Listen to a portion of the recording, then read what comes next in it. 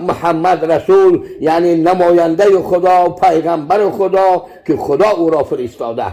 اینجا هم ایمان صحیح و محکم و استوار می شود. هم پروردگار گویا در این کلمه نبوت و رسالت محمدی را محکم و استوار کرده است. برای همین علما و دانشمندا گفتند که اذا قال العبد لا اله الا الله، هرچگاه بنده بگوید لا اله الا الله لا یکمل الایمان، ایمان کامل نمی شود، ایمان به صحت نمی رسد، کمالات و صحت نمی یابد حتی یقول محمد رسول الله، حتی که بگوید محمد رسول الله. انا الحمدلله که ما و شما را با فضل کرم خداوندی 1400 ساله 43 سال از زمان هجرت رحمت للعالمین از مکه مکرمه به مدینه منوره، به طیبه، به مدینه الرسول، به مدینه النبی آمدنش، این تا این زمان الحمدلله که دست به دست نور هدایت، نور اشراق وجه کریم خداوندی، انوار مقدسات خداوندی، نور وجه کریم خداوندی تمام عالم را الحمدلله امروز فرا گرفته است. این جای شکرگزاری، جای حمد ثنا، جای صلوات و تسلیمات بر روح پاک حضرت محمد مصطفی صلی الله علیه و سلم می باشد.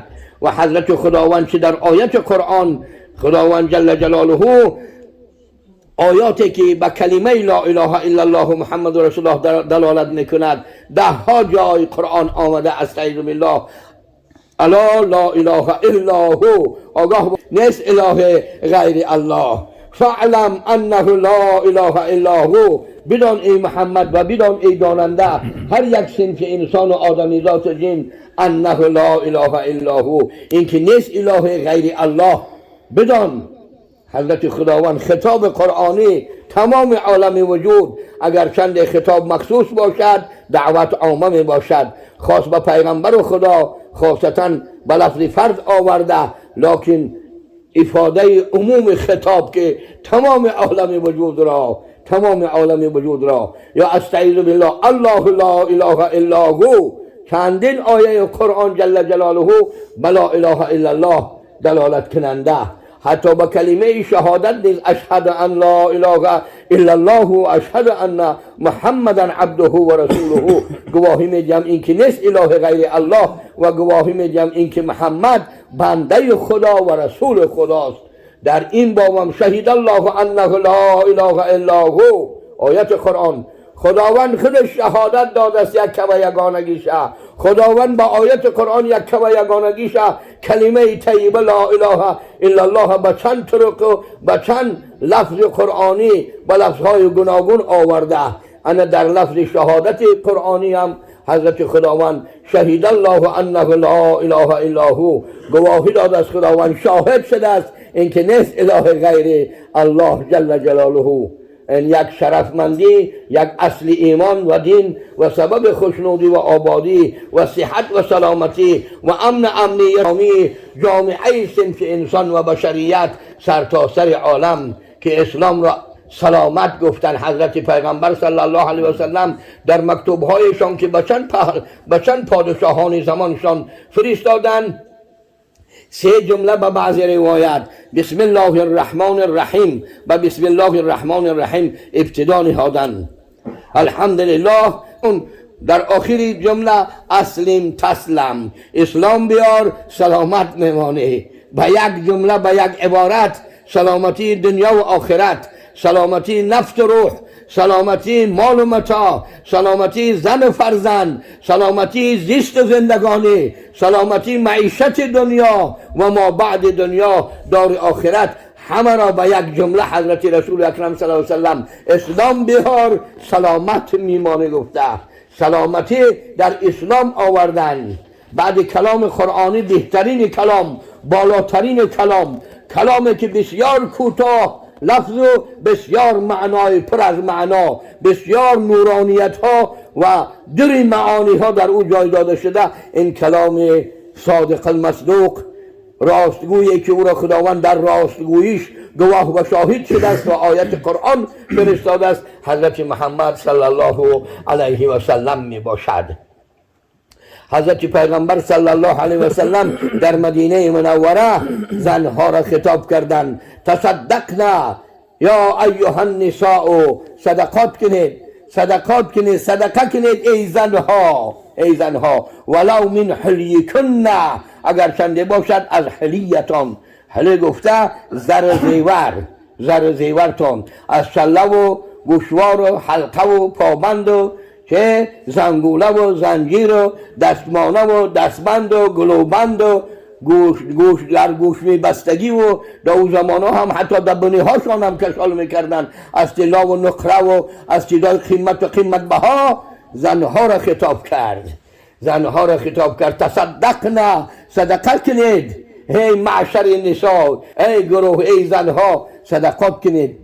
انا پیغمبر خدا در آخر حدیث مبارکه ولو من حلیکن، اگر چنده باشد از حلیه، اگر طلا و تنگه، زر زیور، چی چیزی از دیگر مال و متاع دنیا اگر حاضر نباشد از آن زیب و زینتی که برای خودتان خریدار کردگیه، یعنی در دستانه دستمانه، در پاشانه زنجیری پابند و زنگوله طلا و نقره، در گردنشانه، در گوشانه، در بنیشانه، از همین ها صدقه کنی. همه زنهای مدینه دهان به دهان که اخبارات فرمان حضرت پیغمبر صلی الله علیه و سلم رسید، همه دهان به دهان خبر پیغمبر به همه زنهای مدینه منوره رسانیدن و آنها خیلی خیر احسان و صدقات در راه و رضای حضرت خداوند جل جلاله کردند. که قصه طولانی در باب اصحاب حضرت پیغمبر صلی الله علیه و سلم، چه از مردان و چه از زنان، نیکی این خطاب خاصه حضرت محمد صلی الله علیه و سلم به زنان خاصه تعلقت گرفتگی بود. حتی زینب گفتن جفت عبدالله ابن مسعود رضی الله عنه، همین کس به صحبت پیغمبر صلی الله علیه و سلم آمدن، یکی از در راه آمدن با یه زن دیگری را دیدن، از او مصاحبه کردن و پرسانی کردن، مکالمه و محاوره کردن. او هم برای همین مسئله گفت یک چیزی را پرسانی کردنیم ای حضرت محمد صلی الله علیه و سلم، برای همین آمدم. بی زینب هم گفتن که منم به همین مقصد آمدن یک صحابه را به حضرت پیغمبر صلی الله علیه و سلم به حجره مبارکه شانه و کان رسول الله صلی الله علیه و سلم مهابن، بود پیغمبر خدا صلی الله علیه و سلم مهاب، هیبتناک بود، هیبتدار بود. انا برای هیبتش، از هیبتش بیم کردن و یک صحابه را واسطه کردن که از حضرت رسول اکرم صلی الله علیه و سلم همین چیز را برای ما بپرس. او در حجره مبارکه در آمدن به پیغمبر خدا صلی الله علیه و سلم سلام دادن، گفتن یا رسول اکرم صلی الله علیه و سلم دو زنی آمده و مسئله هر دو یک چیزی از درگاه رسالت، از درگاه شما یک چیزی را پرسانی کردنی اند. حضرت رسول اکرم صلی الله علیه و سلم گفت من هما، او کی هستند؟ نباشه زنها گفته بودنش که نگو کی آمده است، نگو کی میپرسیده ها کی هاند. و حضرت رسول گفت کیان؟ گفت که زینب است و فلان یک زنی دیگر همراهش. گفت ای زنائب، همون زینب ها را کدام زینبی؟ بعد گفت زینبی که زن عبدالله ابن مسعود رضی الله عنه می باشد، جفتی همون می باشد. گفت چی مسئله می پرسند؟ حضرت عبدالله ابن مسعود در زمان رسول اکرم صلی الله علیه و سلم مذهب امام اعظم اکثریت روایت، اکثریت طرق فرض و واجب و سنت و مستحب و دین و دیانت از حضرت عبدالله ابن مسعود رضی الله عنه می باشد. از حضرت عبدالله ابن مسعود اساسی در مذهب حضرت امام اعظم رحمت الله علیه از عبادله ثلاثه، از سه عبدالله ابن عباس پسر عمک پیغمبر صلی الله علیه و سلم خواب انهما، خواب از او عبدالله ابن عمر رضی الله عنه، حضرت عبدالله ابن مسعود رضی الله عنه. انا اینم یکی از اساسگزاران این مذهب حضرت امام اعظم رحمت الله علیه، تکیه این مذهبشان در چی؟ در استدلال حجت ها و آیت ها و حدیث هایی که حضرت عبدالله ابن مسعود گفت که جفت عبدالله ابن مسعود رضی الله عنه. خب همینا چی مسئله میپرسن؟ گفت همین مسئله میپرسن که زینب میپرسد که در خانه من چند یتیمی های، چند یتیمی از خواهرش بود، از برادرش بود، از کدام خیش تبار یتیم، یعنی کودکای بچه و دخترک های ایسین بلاغت پایان دخوانم. من همین صدقات و هر چیزی که باشه ده همو صرف خرج کنم. همین صدقاتی که پیغمبر فرمان کرده است میشود، قبول میشود در همه قطار. و زنی دیگرم از انصار، از اهل مدینه منوره همین مسئله آمده. حتی حضرت زینب رضی الله عنها عبدالله ابن مسعود شهورشانه در اول کار گفتن که همین تو خفیف الید دستبوک گفتن معلومات های دنیا کمی، دنیا دار نیستی، زنشان دولتمند بدست. همین من در همین صغیره هایی که از خیش و تبار در خانه یتیم ها هموان صدقات کنم. آیا از فرمان پیغمبر که زنها را فرمان صدقات کرده است خلاص میشم؟ گفته برای بپرس پیغمبر خدا صلی الله علیه و سلم. اولی قصه همین خیلی بیاید. حضرت عبدالله ابن مسعود رضی الله عنه میگه که خودت از حضرت پیغمبر صلی الله علیه و سلم پرس. بعد پرسانی کردن، حضرت پیغمبر بسیار تحسینشان کرد، بسیار شاده و خرسندی کرد. گفت البته از همون حساب میشود، البته. حضرت عایشه رضی الله عنها را خطاب کردن، یا عایشه تو اتق النار ولو بشق تمرتین. ای عایشه رضی الله عنها، ای مادر مؤمنان، ای دختر ابوبکر صدیق، از آتش دوزخ پرهیز کنان، از آتش دوزخ خلاص بگردان. اگر چندی باشد بچه به یک پاره خرما، یک دانه خرما را به نصفشم باشه. بعضی او گفتن که حتی ولو بشق تمرتین، همون در درون دانه خرما ایتا کف داره، در درون همون دانه خرما یا رشته واریه، امو که هم باشه یک چیزی در راه رضای خدا. صدقات احسان. اصل دین نماز روزه و صدقات است. اصل دین و ایمان نماز روزه صدقات است. اکنون فرایض واجباتش نماز فریضه، روزه فریضه، صدقات فریضه و واجبه. غیر آنها هر چی که هست نافله است، اختیاری هست. لکن در باب تشویق ترغیب امت حضرت رسول اکرم صلی الله علیه و سلم آن چیزی را که در باب صدقات حضرت پیغمبر مردها و زنهای امت، یعنی بینه که مردها را خطاب و موعظه کردن، زنها را این چنین دهها و صدها بار در هر عید رمضان و عید قربان، همه مرد و زن و پیر و جوان، اگر چند زنها کودک از بلاغت پایان نماز نمیخواندن، نماز عید رمضان و عید قربان، لیکن در نمازگاه جمع میشدند. نماز عید رمضان و عید قربان پیغمبر و خدا در مسجد نبوی خواندگی نیستند. حالا در همه قوم و قبایل ما و شما هم پیشین 10 20 سال 30 سال پیشتر نمازگاه بود، در نمازگاه عید میخواندن، جنازه ها را در نمازگاه میکردن. با مسجد آوردن جنازه مرده را میگن، جنازه نمازش میگن، جنازه تابوتش میگن.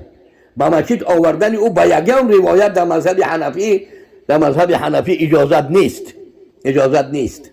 همون نمازگاه می رفتن همه اهل مدینه، خرد و کلان، اگر چند در نماز شرکت نمی کردن، دعوت و نصیحت و موعظه حضرت پیغمبر صلی الله علیه و سلم را گوش می انداختند. انا مادر مومنان، جفت پیغمبر، دختر حضرت ابوبکر صدیق، یکمین خلیفه حضرت پیغمبر صلی الله علیه و سلم را پیغمبر خطاب کردند: اتقی یا عایشه من النار ولو بشق تمرتین. پرهیز کنی ای عایشه رضی الله عنها از عذاب خدا، از آتش، اگر چنده باشد به یک نیم خرما، یا یک دانه خرما را نیمش، یا یک حصهش باشه. اگر چنده در اصطلاح احادیث و استادای حدیث این به نار قیامت تعلق داره. نیکی بسیاری استادا گفتن که پیغمبر ناری چی عموم آورده است، همه آتش ها را صدقه خاموش میکنه. آتش دنیارم، آتش پیجگرم، آتش سویتم، آتش گزم، آتش غضبم، آتش دشمنیم، آتش رشکم، آتش حسدم، همه آتش ها را بعضی ها گفتن صدقات همه آتش ها را. برای که در بعضی حدیث آمده که پیغمبر گفت نیکویی کنی، احسان کنی، صدقات کنی بر یکدیگر که الفت و محبت می شود. کینه، دشمنی، غضب، آتش دشمنی، آتش کینه و کدورت از دلها بیرون می شود. حتی رسول اکرم صلی الله علیه و سلم گفت که شما در کسی نیکویی میکنید، صدقات میکنید، شما او را به تحقیق طلبی که بردگی کردگی، رنگ غلام گردوندگی، او دیگر نعمت خورده است، او باید شکرگزاری کنه. انا حضرت پیغمبر صلی الله علیه و سلم مادرمان این چنین گفتن. از مادرمان بی بی عایشه رضی الله عنها روایت است که قالت عایشه رضی الله عنها گفتن، عایشه رضی الله عنها جاءتنی امرأتون مبنتیه، آمد مرا زنی با دو دخترش که دخترکای خرد بودن، سائلن در حال بودنش طلبنده. یک زن آمد از خانه چیزی خواست. حضرت بی بی عایشه رضی الله عنها میگوید که من از خانه نبوت چیزی نیافتم مگر یک دانه خرما یافتم، یک دانه خرما یافتم. بعضی ما همون جمع مینیم نه به دخترمونه یک چیز مینیم، نه به بچه‌مونه یک چیز مینیم، نه به پدرمون یک چیز مینیم، نه به خواهرمون، نه به مادرمون، نه به وطنمون، نه به قشلاقمون، نه به آخری مردم، نه به گرد قبرستان مردم، نه به مکتب کودکان، نه به مسجد مصفداره. بود همین امشب میریم خبرشو میگیریم یا حسابشو میگیریم، کم شده باشن، زیاد شده باشن، کدوم چقدرشو نشده باشه. یا دونه خرما از خونه پیغمبر برمده است. ایره اندیشه کنه اگر جوان مرد باشه کسی هوشی بدن شوه، قطعی فرزندای خودت، قطعی اهل بیت خودت، خواهر داری، اپا داری، احمد داری، امکی داری، توایی داری، کلن داری. شاید بعضی بچه ها از پدر و مادر گذشتن، به سببی که دنیا داشتن پدر و مادر ها یاردمشون نکردن. شاید بعضی دخترها ای بحری پدر و مادر گذشتن، برای میدونستن نیستن که دنیا داره من دستگیری نمیکنه. اصلی دین ایمان رحم است. یک دانه خرما برای از خانه پیغمبر خدا، از خانه بی بی عایشه رضی الله عنها، ایره اگر آدم اندیشه کنه بخیر همی خیل بیسته فکر کنه اندیشه کنه. میگه چون پیغمبر همون خرما را من دادمش، میگه بی بی عایشه فشقه نصفین، دو تقسیم کرد همون خرما را، یکیش یک دخترچه عکس داد، یکیش دخترچه دیگریش داد و خودش تمامان در خودش بد و خوردن. میگه آمد حضرت رسول اکرم صلی الله علیه و سلم کیسه را من بیاناتش دادم، گفت زدم که همه خیل حضرت رسول الله بسیار مهربانی و شفقت کردن، بسیار مهربانی و شفقت کردن.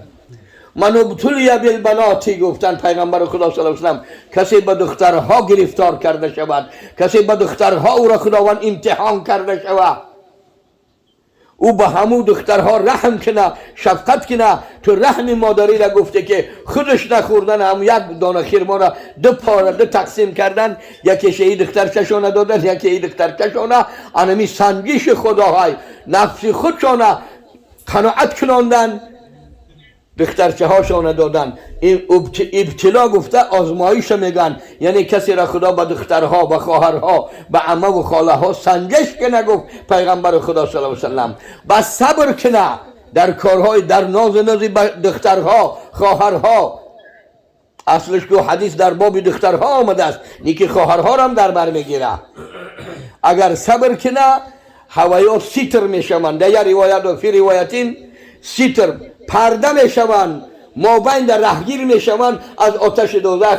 همون پدر مادراشانه کسای وارا تربیه مینه، همون را از آتش دوزخ نجات میدهند. در یه حدیث آمده است که سیتر یعنی پرده و حائل میشوند. در یه حدیث آمده است که سبب دخول جنتی پدر و مادر و کسانی که دختران را ناز و نسشانه و مهربانی و شفقت رحمت قطعی آنها را تربیه و کلان میکنند. ما 3 بار یا 4 بار ممکن زیادتر پل شکست خورد. اما آدمایی که لباس نداشتن در دهن تنشان، آدمایی که بعضی آدما نان دهنشان میکندن میدادن که همین نمبرش نگیره و تش نگیره، نیکی خبچهای پل در کتفاشو در بدر بانک بدویدن. ای بین ما و شما، ای فرزندای ما و شما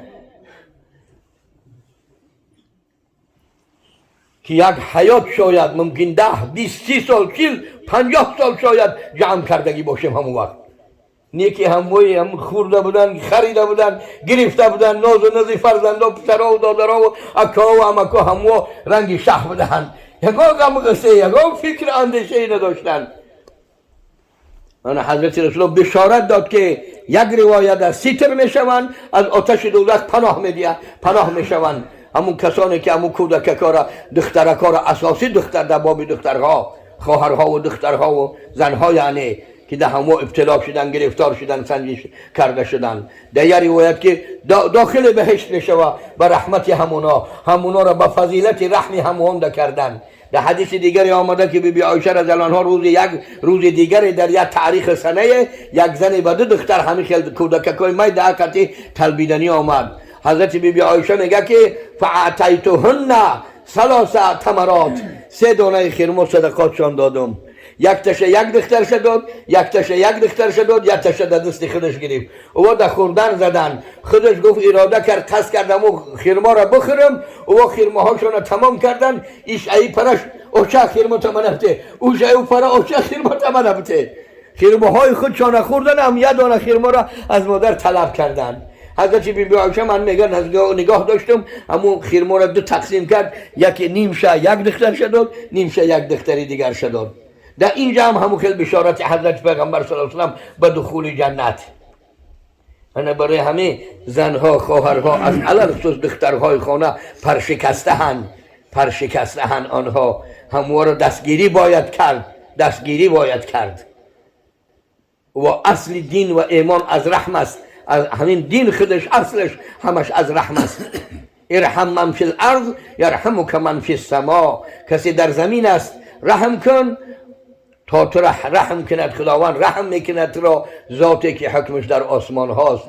این زمین چیه؟ این زمین همه برای چه آسمان اشارت کرد؟ برای حکم خداوند از آسمان می آید. برای چه آسمان اشارت کرد که رحم کن کسی را در زمین است؟ مراد زمین پستی است. 7 زمین، 7 آسمان علو بالا که خیلی محنت، خیلی محنت و صناعت در کار که اونجا بالا و بلند شد. این زمین پستی چیزی که هر کس با کوه و دریا و درخت و باغ و هر چیزی زمین قدرت پیدا کرده میتوانه. نیکی در هوا برای برآمدن، در هوا برای مالکیت پیدا کردن.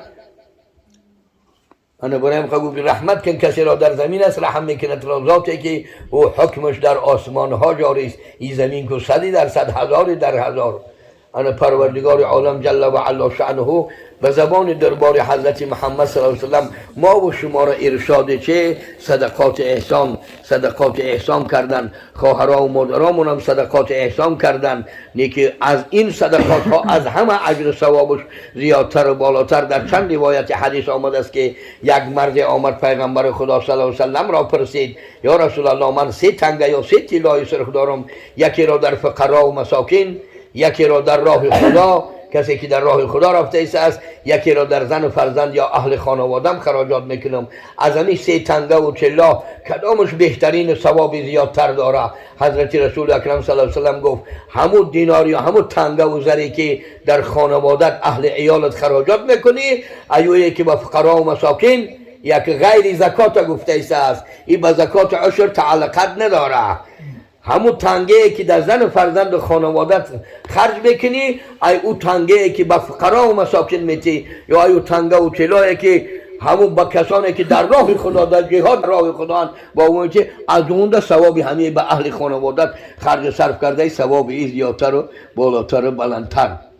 انا که طلبنده های او زمانه همت شانه ببینه، ننگ و ناموس مهربانی و شفقت شانه به فرزندشان ببینه که هم یک خرما را در یک روایت 2 تقسیم کردن دادن، در یک روایت دیگه 3 خرما بود، 1 تایی رسید شو دخترکا خرما را در خوردن و خرما اوچش پرسیدن.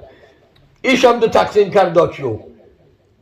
پدر و مادر که در مهربانی و رحمت حضرت خداوند چقدر او را به قرآن تعریفات و توصیفات و رفع درجات و ثواب و اجر بسیار داده است. صدها و هزارها، حتی که در حدیث پیغمبر 1 در بهشت برای فرزندا پدر، 1 در بهشت برای فرزندا مادر. که بهشت 8 در داره، با هر درش ممکن 100,000 در داشته باشه. نیکی یک چیزی را من در بالای همین در باب پدر و مادر نیکی دخترکا را خواهرا را دستگیری کنی کدومش دارن خیر کنن احسان کنن صدقات کنن نیکی نداشتگیاشا بی خانه هاشا بی جوهاشونا بی نفقاتاشونا شهورش میپرتاید. این روز مصیبت غم و غصه بسیار است، بیماری و دردمندی بسیار است، طلاق 10 طلاق 100 طلاق 1000 طلاق بسیار است، خانه ویرانی ها بسیار است. در غربت سفر می روند 1 سال 2 سال 4 سال 5 سال غم و غصه بالای خسر و خشتامن، غم و غصه بالای اهل خانواده خسر و خشتامن، غم و غصه بالای پدر و مادر. خیلی مشکلات بسیار است، خیلی شاید این جوانا خیلی همین جوانا هم ای کارا واقفن و با خبرن، این چیزا را در نفس الامر دیده‌اند. کار کنی خواهرا را جیانا را هر کسی که از صنف مقصد که زنها باشه همواره یا دستگیری قطعی یا خلط آرد قطعی کم میشه. نوسی یا موها کشیدگی تا اگر حساب کنم به خلط آرد میشوه. پاپیروسی که در روسیه میکشی رنگ ارسا مینیخته شوکت هم پیش میکشن تاجیک یا مسلمانای همون پاپیروسات حساب کنم یا مهنده یا خلط آرد میشوه یا که 5 خلط آرد میشوه. خواهرت، عمت، خالت، تقایت او را خداوند با همون کمبغلی سنجیش هست. او را کمبغل که است، او را بیمار کرده است، او را 3 فرزند کرده است یا معیوب کرده است. تو دایا جوان مرد نازنینت کرده است، تو چه میکنی بعد؟ ان فقط بخته جمع میکنی. نیکی همون خیر احسان اولش که به خطای برای منفعت خطای. در حدیث رسول اکرم صلی الله علیه و سلم هم آمد است که چند طایفه که جمع کردگیش به تمام نمیخوره، مورچه جمع میکنه چیار نمیکنه میمره، ناخورده همون چیار جمع کردگیش میخوره. آدمیزاد زنبور اصل جمع نه، اصل در پیاله و کاسه ها کیم میزنه و خون جگر میشه تا 9 کیلومتر پرواز مینه. همون چیزا که جون دارد خدا بنومش یا سوره در قرآن فرستاد، سوره نحل گفت، سوره زنبور اصل که این معجزه منه. بعضی ها 3000 زنبور حساب کن در دنیا عالما، 3000 زنبور. بعضی زنبور آدم بگذه و رم مینه، آدم بگذه میمبره در جاش میمبره. نیکی ای شکم ای خدا با آیت قرآن گفت یخرج من بطونه شراب، از شکم او شربتی میبراید، از شکمش گفت که او شفای برای مردم. 9 سوره قرآن با او خداوند نامزد کرد. کار خدا را بینه، علم خداوند جل جلاله را ببینه. حتی علمای اصل 21 اثبات کردن که بعضی کسلی های ای زخم خنکی و کار وزمین همینا را با زرداب و شرکه که در پیوندها و استخوانها جمع میشه با همون زنبوری اصل بمونن بگذه، همون زهرشم شفا های، زهرشم دارو های، زهرشم دوا های گفته. برای هموسی ایمانی و دینی داشتن در کار. اکی خیش تبار اپا و خواهر و دختر عمه و خاله و اینا را که واجب است دستگیری کردن وقتی شما دارنده و با قوت باشه.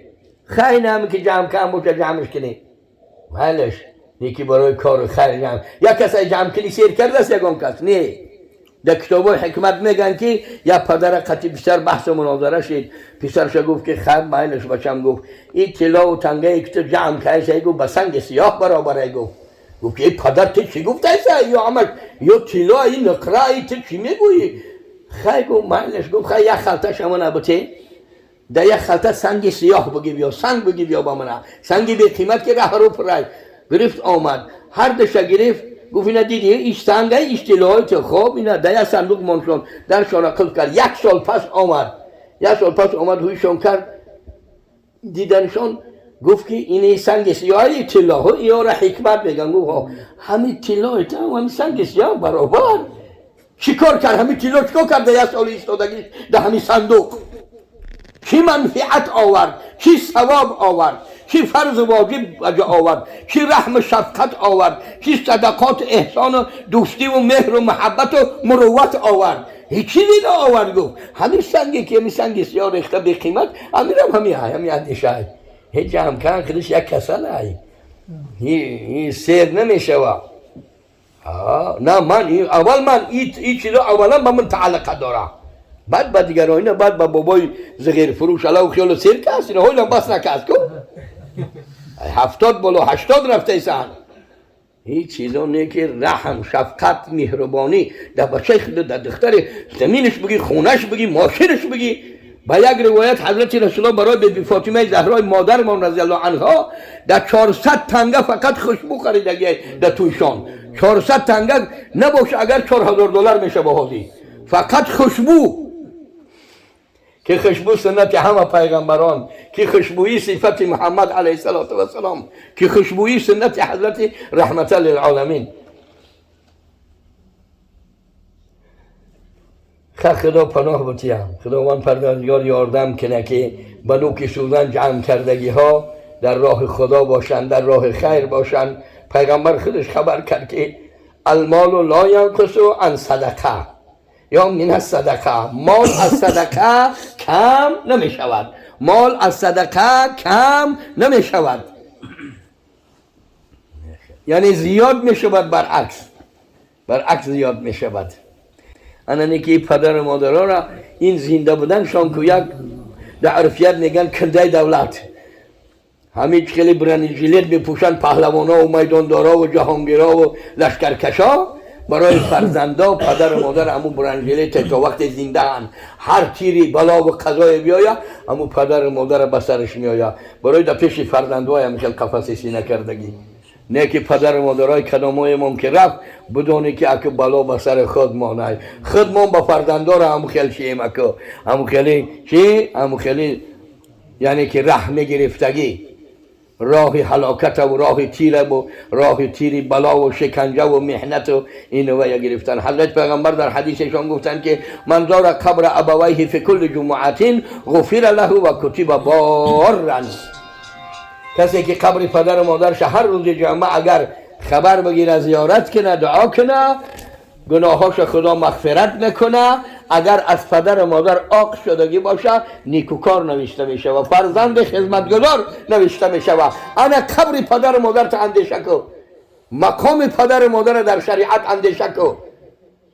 یه سال شده قبر پدر تا زیارت کرد، هم سیمت هم خدمت و کلوب میرای و پنج میرای خبرگیریش یا که احوال پرسیش. قبر پدر طرفته خبر گرفته دیگه سال، قبر مادر طرفته خبر گرفته، ده همه روز ثواب و اجر است. نیکی ده این روز جمعه پیغمبر گفته است کسی هر جمعه قبر پدر و مادر اگر قردت باشه، فرصت باشه، نزدیکی باشه که زیارت کنه، اگر او را گناهاش خدا میبخشه. اگر پدر و مادر ناخشنود و رنجور رفته باشه نه و اگر خشنود میشوند، فرزند نیکوکار و خدمتگزار نوشته میشود. فقط همت در کار، فقط همت در کار. این چیزا را ما برای خودمون نمیگیم، ما خودمون احتیاجی به این نداریم. شکر الحمدلله ما را خدا بشکر تا همین 2-3 ساله نزدیک تا همین کسل آمدن 6 بچه در اسیه بود، حاضر 4 تا شادی با مالی و بنین. من شما را یاردم کم به بچه ها و به مال و متاع، بچه تون دادم. کمکت بسید و با پلی بچه ها حج رفتن، کمکت بچه ها با پلی بچه ها صاحب خونه و صاحب زمین و صاحب حولین و صاحب باغ و صاحب ماشین و صاحب جامعه میبرن میارنشو. ایشم شکر گذاری کرده، ایشم آیت قرآن و امددناکم به اموال و بنین، من مدد کردم شما را ای بنده ها، یاریتان کردم با پول و مال یا با پسران. اگه یک خیرما از خانه پیغمبر برآمدنش یا 3 دانه خیرما برآمدنش انا مال و متاع جمع که اگه تا خدا حلال باشه، خدا دزدی نباشه، فریب نباشه، خدا پروردگار نگهبان باشه. نیکی کدامای رسیه میروان و فرزندای کسی در رسیه نصیحت شان کنیم. مستفیدا میگفتن که مسلمان در قیامت اگر در حقش گناه باشه ای عملات میگیره، نیکی کافر از ایمان میپرسه، ایمان شبتی میگه خدایا ده بهشتیشم ای دوزخ نجات بیامم. اونجا میفهمم میبینه که نجات فقط در ایمان ای تمام. میگم پول مدزدیده است، زن ما خیانت کرده است، دختر ما خیانت کرده است، پول مالا ما خیانت کرده است، ماشین ما خیانت کرده است، کارخونه ما خیانت کرده است، از ایمانش میپرسه. یعنی این بچه ها را، این کسانی که مسافرت میروند، طلب علم میروند یا طلب کسب میروند یا طلب دنیا میروند و مال و متاع میروند، اینا را نصیحت باید کرد، یا را باید نصیحت باید کرد، گوشلت باید داد که بچه مسلمان باش، مسلمانانه زندگانی کن، مسلمانانه کسب کن. خدایا من رو به قبله ششتم، هر وقت پسرا میرم من پیش خدا میگریم، هر وقت میگم تو نروی فرزندا نروی، وقتی میره من در حالت ودا کردن میگیریم پیش خدا، خدایا این بنده های تن فرزندای من اگر از پشت کمر من تو پیداشون کرده، خدایا فرزندام نگهبان باشی، از شراب خوردن، از زنا کردن، از زن دختری همون نصرانی و یهودی ها و همون مردم خیانت کردن و معلومات آشانا، خدایا به دست تو امانتشان میتم. میپرسی که یک جای پول را آوردی؟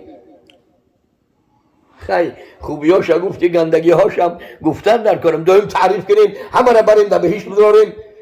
این دوزخ با کی میرفته باشه؟ خیلی لیکن بسیار بسیار پدرها و مادرها خوشا به حال کسی پدرش و مادرش زنده هست، پاهاشو را بوسه کنی، دستاشو را بوسه کنی. حالا بعضی ما و شما بابای جون یا اچه جون یا ابای جون گفتن یاد نگرفتیم، یاد نگرفتیم که ابای جون بگیم. همون قدر همت مونم که جونش بگیم که از جون بالاتره برای ما و شما، سبب پیدایشی ما و شما در دنیا های. بعضی ما و شما 20 30 و 40 سال، بعضی ما تا مردن ما در حولین پدر زندگانی کردیم، از همونجا کلان شدیم، از همونجا نام و نسب گرفتیم، از همونجا ایمان گرفتیم، نماز و روزه گرفتیم، صدقات احسان گرفتیم، از همونجا مسجد رفتن، جنازه رفتن، سر منزل رفتن، تراویح خواندن، تراویح رفتن، صدقه در ماه شریف رمضان بردن، همه چیز از خانه پدر و مادر یاد گرفتیم. همه اصل ایمان شریعت، مدرسه اولین و آخرین بنده خانه پدر و مادر، که خدا در آیت قرآن به ایمان پدر و مادر برابر کرده است. در بعضی آیت به نماز روزه، در بعضی آیت با ایمان برابر کرده است. یا ایها الذین آمنو گفته، بعد ایمان پدر و مادر گفته است.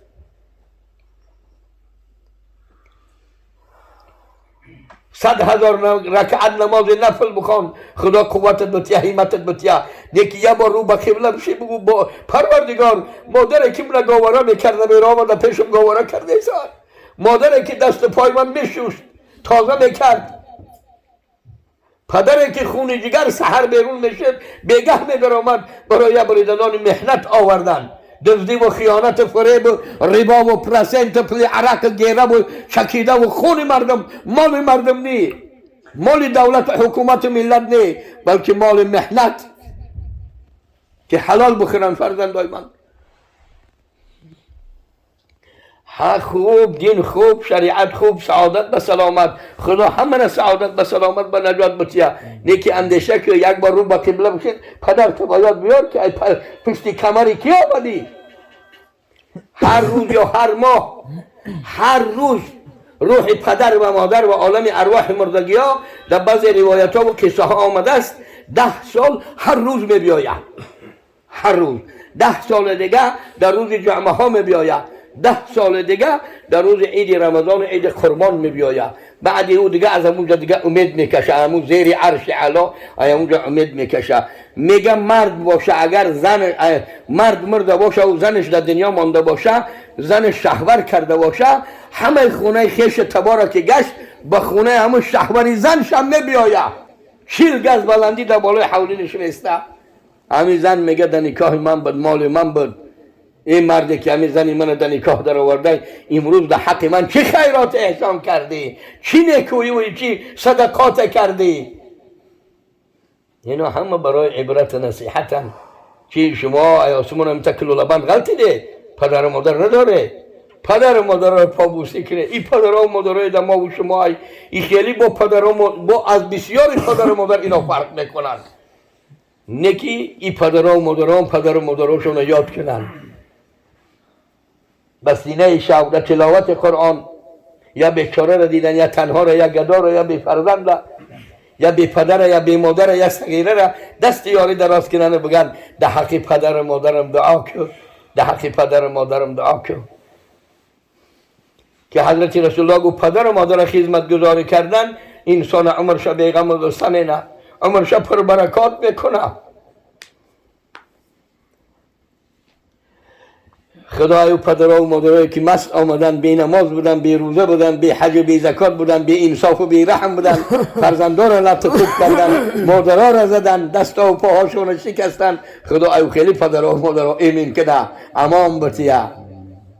حاضر جوان مرد پسر میبینی ممکن بنابیره ما و شما بنابیره موسفید و برابر باشه. نیکی هم یه ماشینه گفتی اون مرد که یا آپل یا مرسیدس یک 5,000 $10,000 حلال حرام مکروه شبهه حق مردم ای نصرانی ای یهودی ای دزدی ای فریب او را جز خدا کس نمیدونه چکل آوردستش. همون را گرفت است دیگه نه پدرش میشناسه نه مادرش نه موسفیده نه کلانساله نه آداب سلام نه آداب احوال پرسی کردن. خیال من همین دنیا تنها منم دیگه کسی نیست. انا برای همین این ای بابای حاجی و این قدر سخن این قدر آیات حدیث این قدر حلقه خیش تبار و قدردانا و همسایه ها و هم نشینا و هم صحبتا و هم سالا و هم تنگا و همکارا این هم یه نتیجه داشتین بابای حاجی که بعد سرشان این جمعیت ما سبب جمعیت ما و شما شده. چی هم یه دسترخان خانه کلا میره چپکر است همین نان برای رضای خدا برای تنجی و امانی. الصدقه ترد البلا و تزید فی العمر. حدیث رسول اکرم صلی الله علیه و سلم صدقه رد بلا میکند، صدقه رد بلا است و زیاد میکند در عمر، یعنی عمر پر برکات میکنه، عمر به قضا و قدر علم خدا دراز میکنه. الصدقه تطفئ غضب الرب. صدقه غضب خدا را پست میکنه و پایان میکنه، خاموش میکنه غضب خدا را. تلاوت قرآن هم که بخونه ببخشه، 2 رکعت نماز نافله هم که بکنه بخونه ببخشه صدقات است. روزه بگیره، روزه داره کنه و ثوابش به ارواح پدر و مادر ببخشه، او هم صدقات است. چاهی بکنه یا آبیاری کنه، او هم صدقات است. درختی هم بشنانه و صفه و سایه کنه که در او مردم ها بشینن، این هم صدقات است. حتی میگه اگر مور به تیمو درخت بگذاره یا پرنده های در همو درخت بشینن، همو پرنده ها استراحت بینن، ای برگ چرگش یا ای کرمشو، همو حشرات همو یک چیزی میخورن، همه برای همو شناننده درخت ثواب میرسه، همه ثوابش ما همو شناننده درخت میرسه. انا همو پیش از اون که سفر قیامت کنیم فرزندای باشن که برای ملت، برای سرزمین، برای وطن، برای پدر و مادر، که اولی وطن خانه زادگاه، اولی تربیه و تعلیمات، یعنی یادآوری روحی پدرها و مادرها. حضرت پیغمبر صلی الله علیه و سلم قصه هانده هست، روایت هانده هست، به زیارت قبر پدر و مادرشان می رفتن. اگرچند اهل شریعت، اهل قبله مسلمانان، مذهب حضرت امام اعظم رحمت الله علیه میگویند که ما تا علی الکفر، در حالت زمان کفر مردن، در زمان پدر و مادر حضرت محمد صلی الله علیه و سلم دین و شریعت اسلام نبود، قرآن و شریعت قرآنی نبود. در یگان دین قبایل عرب سر فرود نآورده بودند و تسلیم نشده بودند.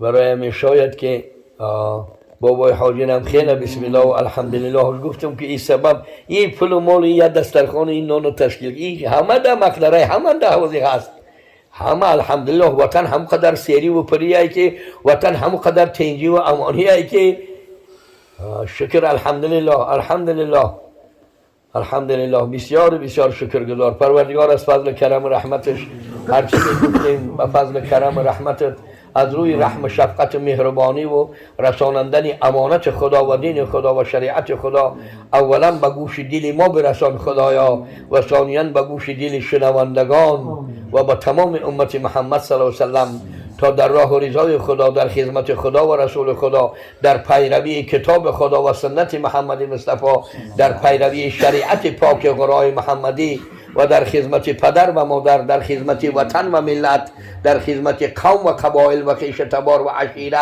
کما حمدت نفسك و ذاتك و صفاتك، الثناء الجمیل لك بیدك الخیر، فبفضلك وجودك وذاتك وصفاتك تقبل منا دعاء وبلغ ثواب ما حصل من ذكرك وشكرك وحسن طاعاتك وعباداتك من أهل 7 سماوات والأرضين، وبلغ ثواب ما حصل من تلاوة القرآن، من ذكر أوصافك وأسمائك، ومن ذكر أوصاف محمد عبدك ورسولك الأمين، إلى روح رحمة للعالمين آله وصحبه إلى أرواح جميع الأنبياء والمرسلين والشهداء والصالحين أصدقائك وحبائك أوليائك في العالمين، إلى أرواح أهل الصدقات والإحسان، إلى أرواح المتوفى المذكور وجميع أمة محمد عليه الصلاة والسلام، ومن قال لا إله إلا الله محمد رسول الله ثم استقام. اللهم اغفر لنا ولهم جميعا واحشرنا في زمرة نبينا والصديقين والصالحين والشهداء. اللهم ارحمنا وتجاوز عنا وارزقنا وعافينا وكل أحد من أمة حبيبك في العالمين. اللهم اجعل حياة لنا خيرا. اللهم بفضلك وجودك في طاعاتك وعباداتك واتباع كتابك المقدس القرآن واتباع سنة نبيك محمد عليه الصلاة والسلام وجميع أمة محمد عليه الصلاة والسلام، خصوصا حاضرين، خصوصا أهل المنزل والمكان، أهل الصدقات والإحسان، وجميع أمة محمد عبدك ورسولك الأمين، وصلى اللهم وسلم عليه وعلى آله وصحبه. اللهم اغفر لنا ولوالدينا ولأساتذتنا ولمشائخنا وللمؤمنين والمؤمنات والمسلمين والمسلمات، وصلى اللهم على نبيك الكريم محمد وآله وصحبه أجمعين.